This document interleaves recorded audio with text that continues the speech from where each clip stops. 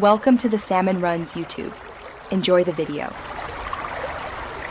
You start by verifying your GPU and Windows version so you don't install the wrong driver. Next, download the matching Nvidia driver package and choose the Clean Install option. This removes legacy config that often causes incompatibility. Temporarily disable third-party antivirus, and, if needed, turn off Secure Boot in UEFI because signature enforcement can block driver components. Once done, reboot into Windows normally and prepare for the driver install. This reduces conflicts and gives you a controlled environment for the next steps.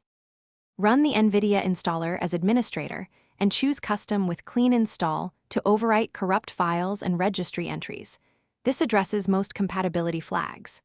After installation, open services and restart Nvidia Display Container and related services so Windows registers the control panel. If the control panel still doesn't appear, reinstall it separately from the Microsoft Store because it's now a standalone app. This fixes mismatches between driver and UI.